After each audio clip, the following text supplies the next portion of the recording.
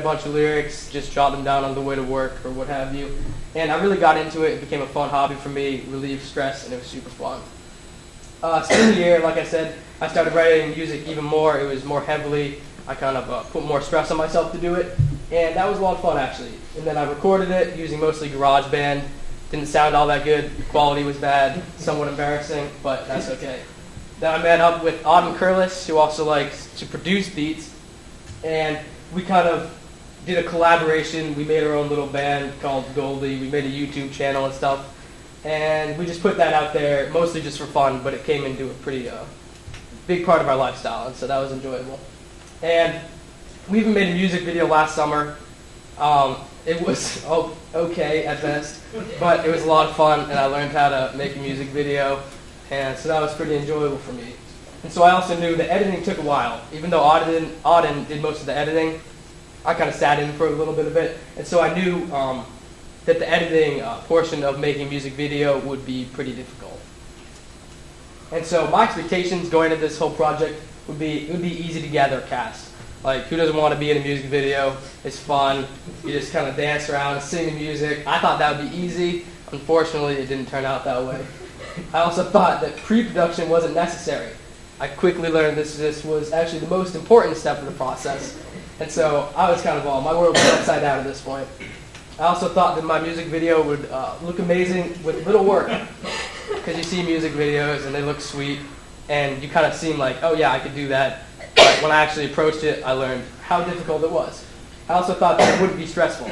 You're just making music and making a video for it. It should be easy and fun, but it wasn't. Or it was extremely fun, but it wasn't as easy as I thought it would be. So then I developed this essential question, which was, how will the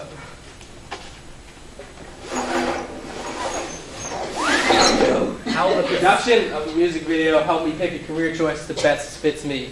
So at this point, I really, my careers that I had been focusing on were kind of up in the air. I kind of thought I wanted to do something with music, but I wasn't so sure. And I was just kind of, I really didn't know what I wanted to do when I approached college. So I'm going to give you just a list of what literally happened, and then I can break it down into individual steps. So first, I chose a topic, like I said, I decided on a music video. Found a mentor, motivated myself, and recorded a song. Met and learned with the mentor. I started pre-production. I began to gather a cast, started to film, and then downloaded a system called Final Cut Pro, and I began to edit it. So step one was meeting with my mentor. And so my mentor was Jeff Zaman, who's right here present. And he's a librarian at the MDIHS High School. And he did visual effects. He was a visual effects compositor in LA, so we worked a lot with music and as well as videos and just TV shows. Some of the major television and motion pictures that he was involved with was Smallville, League of Extraordinary Gentlemen, and others. But so that was pretty neat to work with someone who had a lot of experience, and it was a huge help. So step 1.5 was learning from my mentor. And so he kind of taught me the basics of the camera and just everything that I needed to learn about the camera. That's what we started with. And so he taught me about 1080p slow-mo, which is a function of the camera where you can break something down into really slow motion. It's totally smooth, gets many frames per second, and I use that a lot in my music video, and it was super fun to work with. He also taught me about the manual focus on the camera, which is often better than the autofocus because you get a lot more of a unique shot. It's easier to control, and it just creates a better picture when you're focusing in and out. And that was difficult to work with, but I tried to utilize it as much as possible. And he told me that zoom, it's actually better to walk in on your subject than to just zoom in, because this gets the whole area to pan in rather than a direct spot. And so that was really helpful for me. I really wouldn't have known that, and I definitely use that a lot.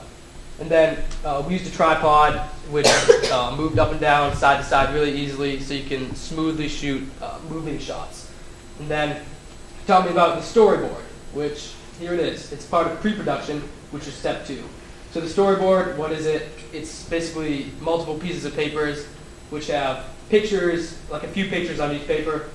And in each one, you draw a picture out of what the shot will be, so you know what you're doing when you're filming. Underneath it, you write the duration, like how long the clip is, and a little description of what the clip actually is.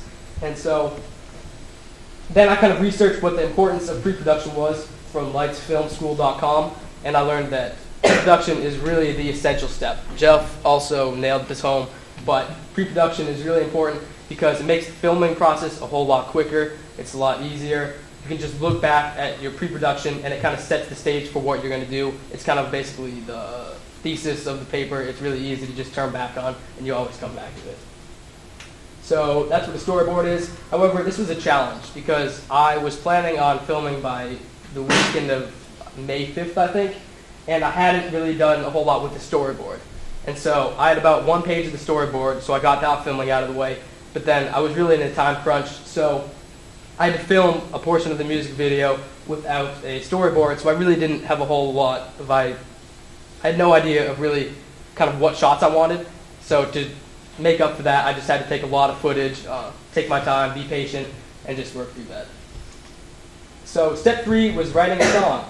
This was actually a huge challenge for me, not just creativity-wise, because it's hard to keep coming up with like new stuff, and I kind of wanted to bring a whole new level of excellence each song, so that's pretty difficult, but also because I had a lot going on. And so, like I had tennis, some tough classes for me, and it was just hard to sort everything out. And so what I had to do was I had to prioritize and decide what things were really the most important. I had to skip tennis sometimes, put off some other work, which really wasn't as important as I thought this was. And so that really helped me out. And that's also a skill that I think I'll use in the future a lot with college and just studying and having, make sure I make time for other things that are really more important than others.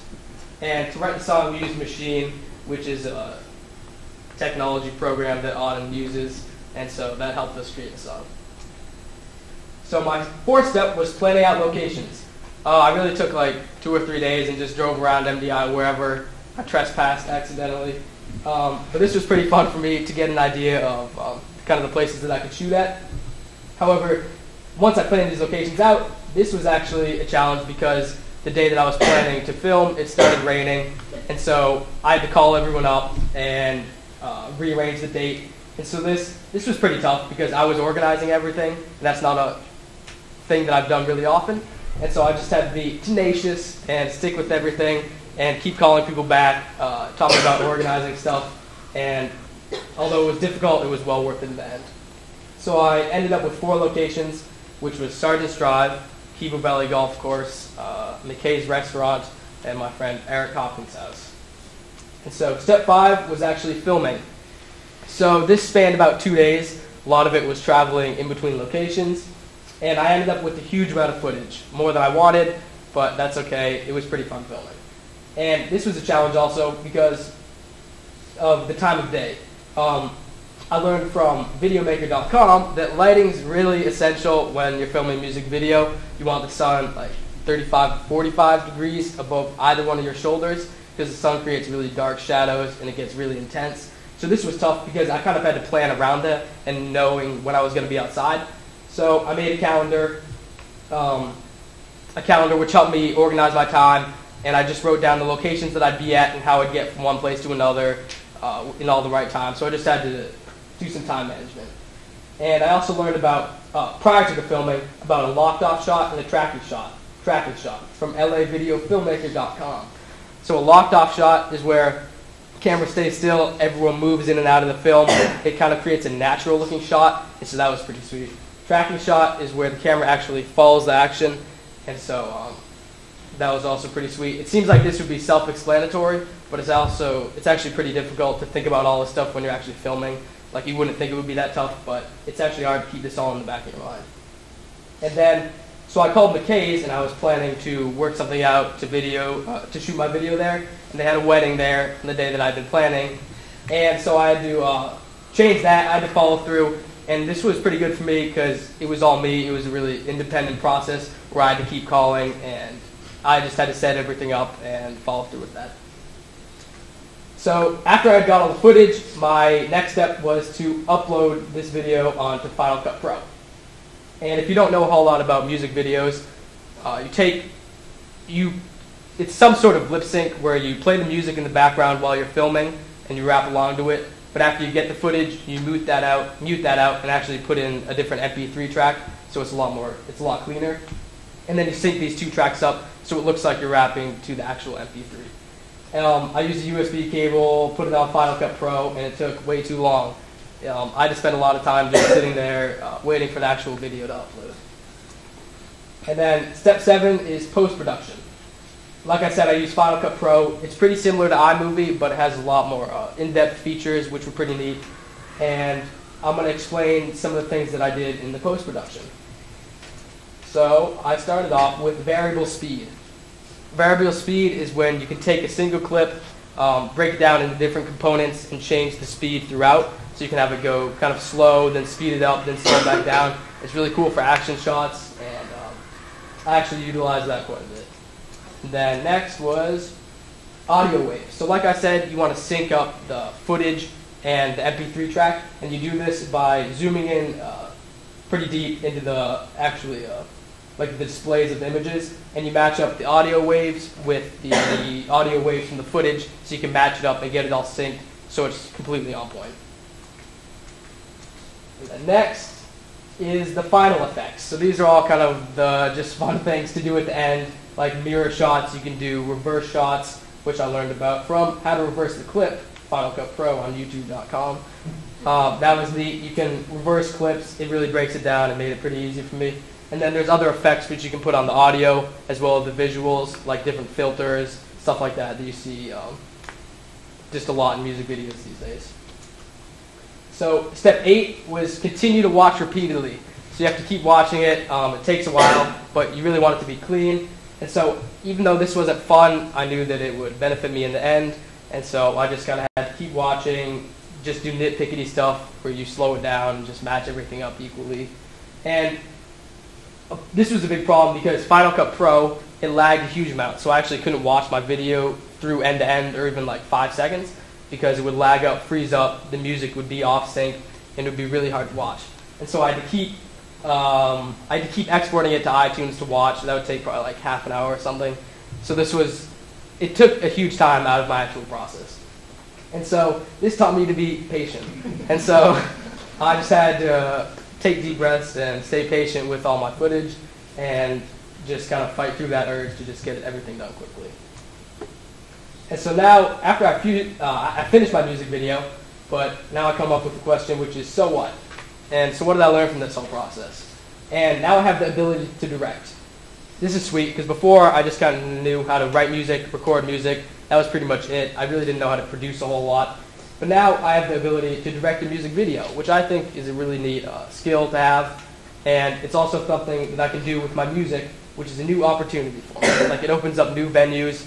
I can do stuff with not only my music, but other people's music, and also work it into film and media, and maybe not even music videos, but possibly just videos, film, movies, and stuff like that. So this was pretty sweet for me. And it also gave me the ability to share my music better. Music videos are a great way for exposure, to get your music out there. So that's pretty neat. You kind of get your face out there when you just have a song or something. Really, no one can see you or get a feel of who you are. But when you get a music video, it's kind of more personal. You can express yourself, and people will remember that a lot more. And so that was what I've learned kind of in general, but here's what I've learned about myself. So I learned about responsibility and independence. I had to do this a lot when following through with people and following through, especially with McKay's. It taught me how to do things on my own. Really, no one was there pushing me forward to do it. It was kind of, I had to self-motivate myself and just stick with it and do everything myself, which was neat, but it was also pretty difficult. But I think it was an essential skill to learn. I also learned about self-confidence. Filming in public was kind of awkward at first and even embarrassing at some points. People are watching you and you kind of might look a little silly, just like singing or doing weird stuff. But that's cool. After a while, I kind of learned to just be comfortable with it, zone out, and just enjoy the fact that people were enjoying what you're actually doing. And so that helped me, and it actually turned out to be really fun. I gained a lot more confidence, and that was good for me. I learned about time management. Throughout the whole process, I do a lot of calendars, just really how to organize my time better. And this, like I said again, will be an essential key for me in the future, where I'm wearing out studying, sports, what have you, when I'm at college. Because there's a lot of distractions, but this will help me through. And so, what now? That's what I've learned, but what am I going to do with this information?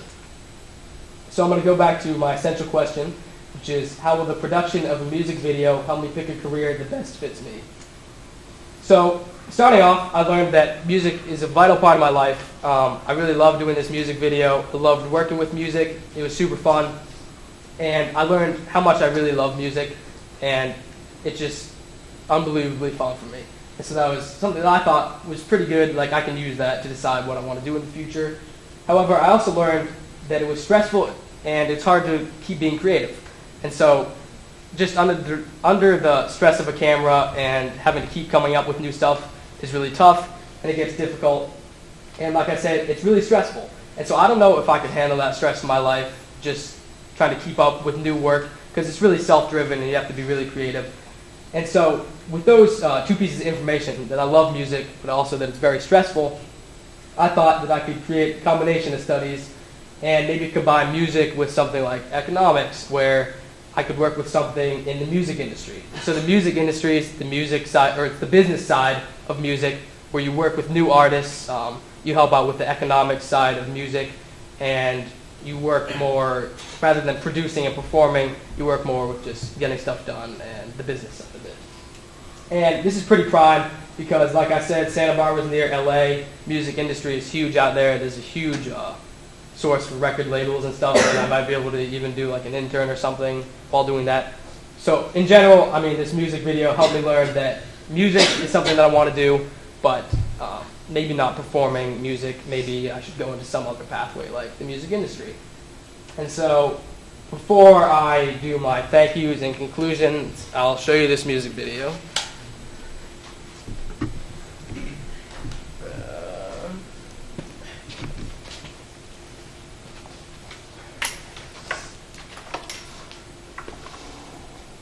And while you're watching, you could look for some of the techniques that I told you about, like reverse or slow motion, and some of the other effects I added. So here it is.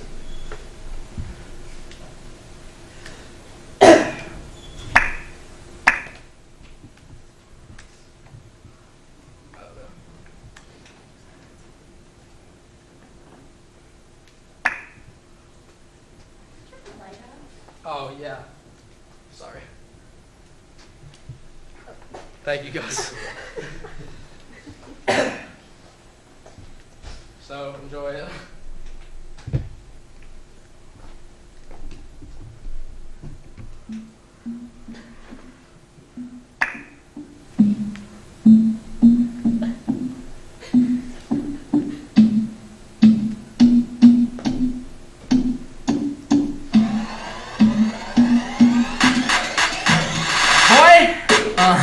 Get a bit risky, calling bullshit, word to the Wind City. And you know I ball pretty. You with the man in charge, Monica Lewinsky. Stacked up, man, this high never diminishing. Jacked up, catch me in LA like Nicholson. Bag, oh you mad, cause the truth bad. The new stud suited up, I watch my shoes black. You better rock.